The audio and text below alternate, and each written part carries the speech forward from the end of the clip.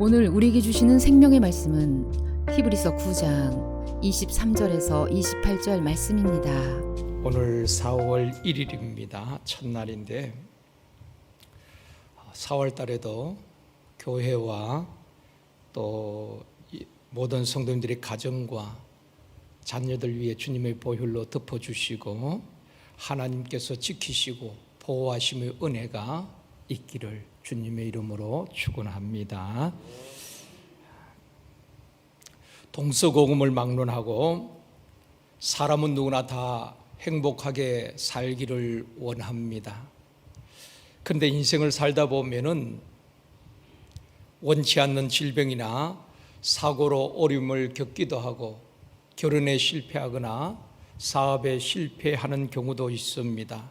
또 불행한 일을 당하기도 합니다. 변화무쌍한 광야같이 우리 인생에도 수많은 변수들이 있다는 것입니다. 하나님의 사람 모세는 우리 인생을 이렇게 고백했습니다. 시편 90편 10절 말씀입니다. 같이 읽습니다. 우리의 연수가 70이요 강건하면 80이라도 그 연수의 자랑은 수고와 슬픔뿐이요 신속기간이 우리가 날아가나이다. 120년을 살았던 모세가 자신의 인생을 돌아보면서 그렇게 고백합니다.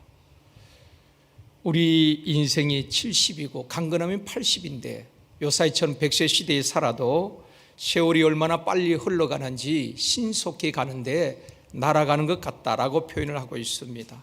또 지나온 세월들을 돌아보면은 좋은 날도 있었겠지만은 수고와 슬픔의 날들이 참 많았다는 것입니다. 결국 인생은 흙에서 왔기 때문에 흙으로 돌아가야 한다고 모세는 고백하고 있습니다. 우리가 첫 번째로 생각할 수 있는 것은 사람들이 왜 병들고 죽느냐 하는 것입니다. 원인을 알아야 되는 것입니다. 왜 사람이 불행하게 되는가? 병원에 가면 의사들이 여러 가지 검사를 하잖아요. 피 검사도 하고 엑스레이도 찍고 하는 이유는 병의 원인을 정확하게 알기 위해서 추적하는 것입니다. 병의 원인을 알아야지 치료를 할 수 있잖아요. 왜 사람들이 병들고 또 죽게 되는가? 그 원인을 성경에서는 정확하게 말씀해 주고 있습니다. 하나님께서 천지 만물을 창조하시고 또 사람을 지으시고 그곳에 살게 하셨지요. 사람은 하나님과 교제하면서 행복하게 살도록 지음받은 것입니다. 처음부터 불행한 것이 아닙니다. 그런데 첫사람 아담이 하나님 말씀에 불순종하고 범죄함으로 하나님을 떠나게 되었고 그때부터 인생들은 고통과 불행, 사망이 들어오게 된 것입니다. 모든 사람들은 죄로 말미암아 병들고 고통당하고 결국 죽게 되는 것입니다. 나무가 흙을 떠나 살 수가 없듯이 물고기가 물을 떠나면 살 수가 없습니다. 인생은 하나님과 함께 교제하며 살도록 지음받은 것입니다. 그런데 하나님을 떠나니까 그때부터 불행해지게 된 것입니다. 어떤 종교도 철학도 과학도 죄와 죽음 문제를 해결할 수가 없었습니다. 종교가 왜 생겼습니까? 인생의 그 불행 문제를 해결하기 위해서 많은 종교가 생겼지만은 어떤 종교도 이 문제를 해결할 수가 없었습니다. 시대마다 많은 영웅과 호글과 열사들, 종교 교주들도 모두가 사망해서 사망으로 옮겨지게 된 것입니다. 모든 인생은 사망의 소임을 당하고 무덤으로 옮겨지게 된 것입니다. 하나님을 떠난 인간은 결코 참된 평안과 행복을 누릴 수 없다는 것입니다. 지금도 마찬가지입니다. 또한 미래에 대한 두려움이 있고 각종 질병과 사건과 사고로 고통을 당하기도 합니다. 또 낙심과 좌절과 허무 속에서 극단적인 선택을 하는 경우도 얼마나 많습니까? 현대아산그룹 회장이던 정몽은 회장도 54살에 투신 자살했잖아요. 여러분, 대그룹 회장이 뭐가 부족하겠습니까? 또 국민 배우라고 불리우던 최진실 얼마나 아름다웠습니까? 돈이 있고 인기가 있고 사랑하는 아이들이 있었습니다. 그런데 왜 그 아이들을 두고 극단적인 선택을 했을까요? 대통령 또 정치인 또 연예인 또 사회 지도층 인사들이 극단적인 선택을 하지요. 왜 그럴까요? 낙심과 좌절, 허무, 고독, 또 사람들의 평가나 사람들의 시선, 심리적인 중압감, 압박, 또 눌림을 이기지 못하고 극단적인 선택을 하는 것입니다. 문제는 죽음이 인생의 끝이 아니라는 것입니다. 오늘 본문 9절에서 27절에서 말씀합니다. 같이 읽습니다. 한 번 죽는 것은 사람에게 정해진 것이요 그 후에는 심판이 있다라고 말씀하고 있습니다. 죽음이 모든 것의 종결이 아니라 이 세상에서 어떻게 살았는지 우리에게 하나님의 심판이 있다는 것입니다. 두 번째로 구약의 대제사장과 예수 그리스도입니다. 오늘 본문의 내용이 그 내용입니다. 대제사장 대신 예수 그리스도를 통하여서 인생의 모든 문제를 단번에 해결하셨다는 것입니다. 그것을 오늘 본문에서 말씀해 주고 있습니다. 하나님께서 왜 구약의 제사법을 주셨을까요? 인간의 죄 문제를 해결하기 위해서 제사법을 우리에게 주신 것입니다. 구약 시대에 많은 제사장들이 있었죠. 백성들이 제사장 앞에 나아가서 제사를 드리고 죄사함을 받게 되는 것입니다. 그래서 날마다 제사를 드렸습니다. 제사장들은 많이 있었지만은 대제사장은 한 사람뿐입니다. 대제사장이 하는 일은 두 가지입니다.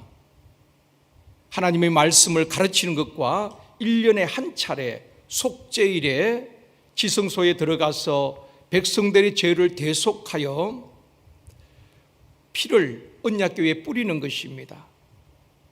그래서 이스라엘 민족 전체의 죄를 하나님 앞에 속죄받는 것입니다. 하나님과 사람 사이에 중보자의 역할을 하게 된 것입니다. 하나님과 사람 사이의 중보자는 대제사장뿐인 것입니다. 히브리서 4장 14절에 보면 말씀합니다. 같이 읽습니다. 그러므로 우리에게 큰 대제사장이 계시니 성천하시니 곧 하나님의 아들 예수시라. 우리가 믿는 도리를 굳게 잡을지니라. 구약의 아론의 후손들이 계속 대제사장을 이어오고 있는 것입니다. 제사장은 많이 있었지만 대제사장은 하나님과 사람 사이 중보자 역할을 한 대제사장은 한 사람뿐이었다고 말씀을 드렸습니다. 우리의 대제사장이 누굽니까? 예수 그리스도라고 말씀하고 있습니다. 그 예수님께서 단번에 제사를 드려서 우리와 우리의 모든 죄 문제를 해결해 주신 것입니다. 이것이 십자가 사건인 것입니다. 구약 시대에는 인간이 하나님 앞에 나아갈 수 없고 제사장을 통해서 또 나아갈 수가 있었던 것입니다. 그런데 오늘 본문 28절에 말씀합니다. 같이 읽습니다. 이와 같이 그리스도도 많은 사람의 죄를 담당하시려고 단번에 들임받으셨고 구원에 이르게 하기 위하여 죄와 상관없이 자기를 바라는 자들에게 두 번째 나타나시니라. 오늘 본문의 말씀은 단번에라는 말이 계속 나오고 있습니다. 그리스도께서 많은 사람의 죄를 담당하시고 우리의 대제사장이 되셔서 단번에 우리의 죄 문제를 해결해 주셨다는 것입니다. 구약의 대제사장은 1년에 한 차례 지성소에 들어가야 되는 것입니다. 계속 반복해서 그래서 이스라엘 백성 전체의 죄를 사함받는 것입니다. 그러나 예수 그리스도 대제사장 되신 예수 그리스도는 단번에 자신의 몸이 제물이 되셔서 하나님 앞에 완전한 제사를 드림으로 우리 모든 죄 문제를 해결해 주셨다는 것입니다. 과거의 죄, 현재의 죄, 미래의 죄까지 완전하게 해결하신 것입니다. 그것이 오늘 본문의 내용인 것입니다. 히브리서 10장 10절에도 말씀합니다. 같이 읽습니다. 그 뜻을 따라 예수 그리스도의 몸을 단번에 드림으로 말미암아 우리를 거룩함을 얻으노라. 여러분, 우리가 어떻게 거룩하게 될 수가 있겠습니까? 예수 그리스도께서, 대제사장 되신 예수 그리스도께서 자신의 몸을 단번에 드림으로, 완전한 제사를 드림으로 우리로 하여금 거룩하게 하신 것입니다. 히브리서 10장 19절에도 말씀합니다. 같이 읽습니다. 그러므로 형제들아 우리가 예수의 피를 힘입어 성소에 들어갈 담력을 얻었느니라. 이제는 짐승을 가지고 제사장 앞에 나아갈 필요가 없습니다. 예수 그리스도의 보혈의 공로로 담대히 성소의 은혜의 보좌에 나아가게 된 것입니다. 그러므로 신약시대 성도들을 왕같은 제사장이라고 말하는 것입니다. 우리가 제사장인 것입니다. 예수 그리스도로 말미암아 우리가 하나님 앞에 담대히 나아갈 수 있는 길을 열어주신 것입니다. 이것이 저와 여러분이 받은 은혜요 축복인 것입니다. 구약시대처럼 제사장 앞에 나아가는 것 아닙니다. 대제사장이 1년에 한 번씩 나아가서 백성들의 죄를 속죄할 필요가 없습니다. 완전하신 예수 그리스도, 죄 없으신 그분이 화목제물이 되셔서 단번에 제사를 지냄으로 모든 인생 문제를 완벽하게 해결해 주신 것입니다. 이것이 십자가 사건이라는 것입니다. 세 번째로 인생의 모든 문제를 해결하신 예수님입니다. 사람들은 질병 문제, 죄 문제, 불행 문제, 고통의 문제 끊임없이 우리 인생의 문제들 앞에서 이 문제를 해결하기 위해서 종교를 만든 것입니다. 또 종교를 찾기도 하고 철학관이나 점집을 찾기도 하는 것입니다. 그러나 어떤 종교도 어떤 철학도 죄와 죽음 문제를 해결해 주지 못했습니다. 그래서 하나님께서 직접 육신을 입고 이 땅에 사람의 모양으로 오셨는데 바로 예수 그리스도인 것입니다. 베드로전서 2장 24절에서 말씀합니다. 같이 읽습니다. 친히 나무에 달려 그 몸으로 우리 죄를 담당하셨으니 이는 우리로 죄에 대하여 죽고 의에 대하여 살게 하려 하심이라. 그가 채찍에 맞음으로 너희는 나음을 얻었나니. 여러분, 이 십자가 사건을 지식으로 알아서는 우리가 상관이 없습니다. 그 예수님이 우리의 구주가 되시고 내 마음에 모셔드릴 때에 이 십자가 사건이, 죄사함의 사건이 나의 사건이 되어지는 것입니다. 이거 모르는 분들 아무도 없습니다. 믿지 않는 사람도 예수님 십자가에 죽으셔서 알고 있습니다. 아는 것이 아니라 믿어야 되는 것입니다. 믿는 자에게 구원을 주시는 것입니다. 어떤 어머니와 딸이 사는 가정이 있었습니다. 이 딸이 늦은 사춘기를 겪으면서 이제 친구를 잘못 사귀어서 조금 어긋난 길로 가는 것입니다. 그러다 결국 가출을 하게 됩니다. 엄마는 그 딸을 찾기 위해서 벽병으로 수소문을 합니다. 친구들에게 전화도 하고. 그러나 딸을 찾을 길이 없습니다. 시간이 흐른 다음에 이제 딸이 유흥업소에서 어느 곳에 유흥업소들이 밀집한 그 어느 지역에서 봤다는 이야기를 듣게 되는 것입니다. 그래서 엄마는 딸을 찾기 위해서 전단지를 만드는 것입니다. 여러분, 보통 전단지를 만들 때는 찾는 사람의 얼굴을 넣잖아요. 이 사람을 찾습니다. 그 전단지에 얼굴을 넣어야 되는데 이 엄마는 전단지를 만들면서 딸의 얼굴을 넣는 것이 아니라 엄마의 얼굴을 전단지에 이렇게 넣고 이렇게 사랑하는 딸아, 이 엄마가 너를 찾고 있단다.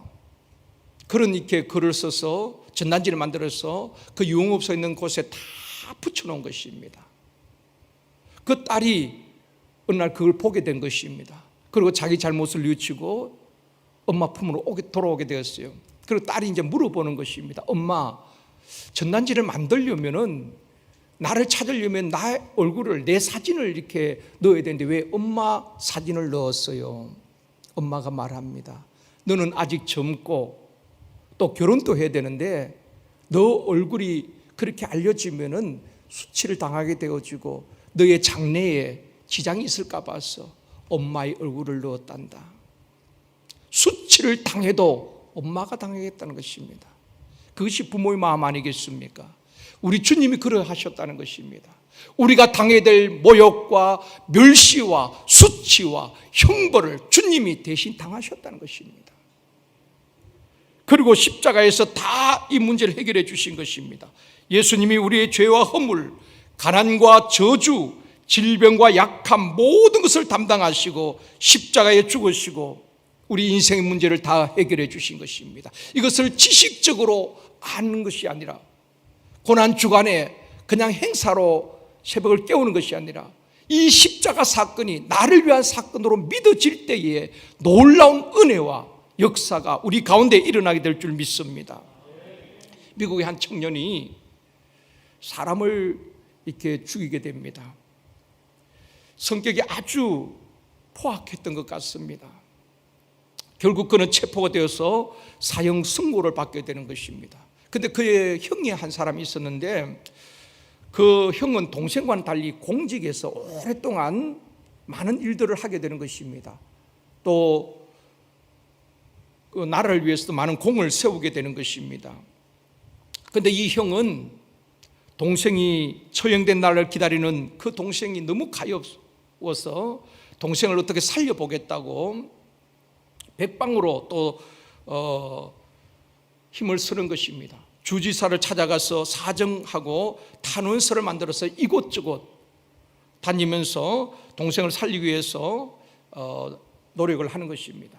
그 형의 정성으로 마침내 주지사가 이렇게 사면장을 그 사형을 면하게 해주는 특별 사면을 하게 되는 것입니다.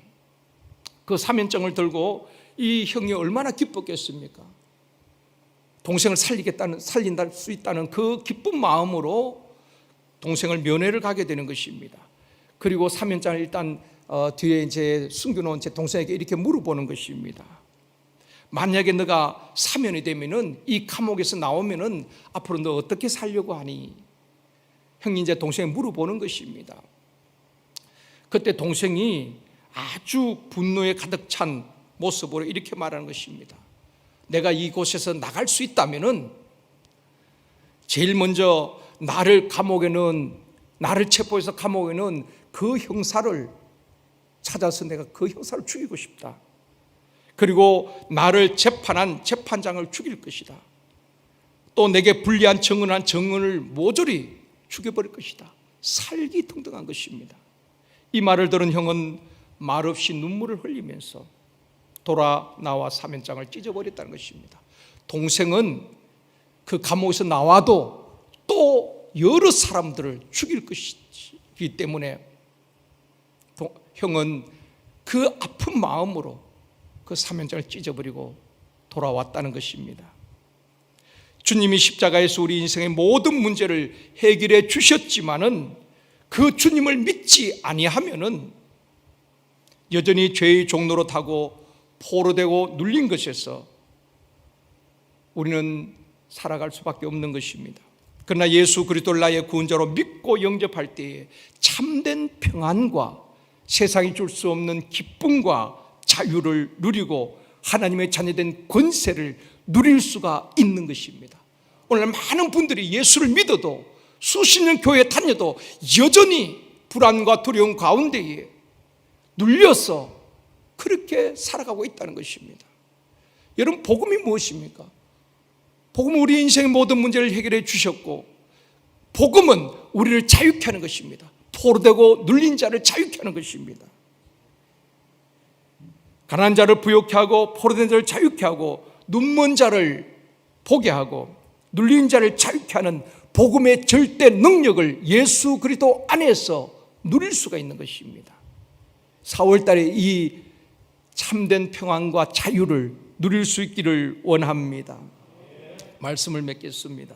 사랑하는 성도 여러분, 예수 그리스도를 제대로 믿고 예수 그리스도를 나의 구원자, 내 인생의 주인으로 모시면은 하나님의 자녀된 권세를 누리게 되고 모든 불안과 두려움에서 벗어나게 되고 사주팔자 운명에서도 벗어나게 되는 것입니다.